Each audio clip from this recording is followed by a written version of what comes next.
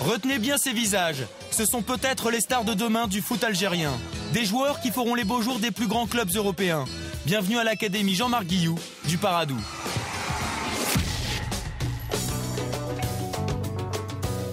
Alger, stade de Hydra. Depuis septembre 2007, 15 jeunes sur une sélection de 20 000, nés entre 1994 et 1996, ont intégré l'Académie Jean-Marc Guilloux, associée au club du Paradou. Une première en Algérie. Dans un pays comme l'Algérie où le talent est énorme, où le potentiel des joueurs est extraordinaire, ce qui nous manque, c'est un petit peu ces centres de formation pour laisser éclore tous ces gamins qu'il y a à travers tout le territoire national. Pour réussir ce pari de la formation, le président du Paradou a choisi Jean-Marc Guilloux pour son succès en Côte d'Ivoire avec la SEC Mimosa. Aujourd'hui, c'est le neveu de Jean-Marc, Olivier, qui encadre l'académie algérienne. On est dans la même philosophie, dans la même envie, dans la même passion. Donc il n'y avait pas de raison qu'on ne vienne pas en Algérie. Et puis l'Algérie, comme ça, quand quelqu'un vous invite à y venir travailler, sachant la terre de football que c'est, il aurait été difficile de refuser. À l'académie, les joueurs sont pris en charge. Nourris, logés, ils vivent ensemble sous le même toit. Ici, les cours et l'éducation sont une priorité. Faisons en sorte que ces enfants soient à la fois des bons joueurs et puis avec une tête bien pleine. Mais la force de cette formation, c'est une philosophie de jeu unique au monde. Il n'est question que de technique, de plaisir et de beaux jeux. Comment on prend du plaisir ? Collectif. De manière collective, c'est on prendra du plaisir que si on fait bien les choses. Particularité, les enfants jouent pieds nus quand leurs adversaires ont des crampons et des protèges tibias.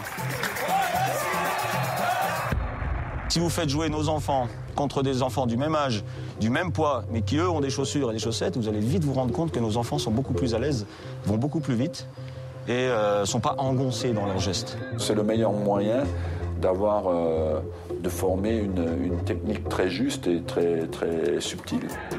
Pour augmenter la difficulté, en plus d'affronter des joueurs plus âgés, l'équipe évolue sans gardien de but. Offrir des solutions aux porteurs du ballon, créer des décalages, jouer dans les intervalles, deviennent alors une nécessité. C'est pour apprendre aux enfants à bien défendre, à défendre tous ensemble, à défendre en avançant, puisque si on laisse l'adversaire venir trop près de nos buts, comme on n'a pas de gardien, on lui donne la possibilité de frapper et de marquer. Cela n'empêche pas l'académie de s'imposer, le plus souvent, sur un score fleuve. Ce n'est qu'à 17 ans que les joueurs chausseront leurs crampons pour intégrer le championnat de leur catégorie. Alors quel avenir pour ces petits prodiges, déjà supervisés par des grands clubs ? Avec le talent qu'ils ont et le travail de qualité qui est en train d'être fait, beaucoup d'entre eux auront la chance de pouvoir évoluer dans de grands clubs européens.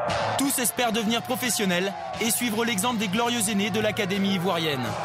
J'ai parlé des Boué, de Kolo, mais de Yaya Touré, de Baki Koné, d'Aruna, ils viennent tous de là. On rêve d'être un grand joueur. Tu joues pour quelle équipe ? Quelle équipe ? Au Barcelone. Et si c'était en France ? En France ? Ouais. À Marseille. Mais le chemin est encore long avant de signer un premier contrat. Chaque jour, les enfants gardent en tête la devise de l'académie. Vous serez grand si vous savez rester petit. Il y a encore beaucoup de travail à faire. Ils sont là que depuis 2 ans et demi. La formation va durer 6-7 ans. Donc on verra ça plus tard. Pour l'instant, laissons-les travailler, et prendre du plaisir et puis continuer à progresser. En attendant, c'est devant la télévision que les académiciens regardent les exploits de l'équipe nationale. Avec le doux rêve de qualifier un jour eux aussi les Fennecs pour la Coupe du Monde.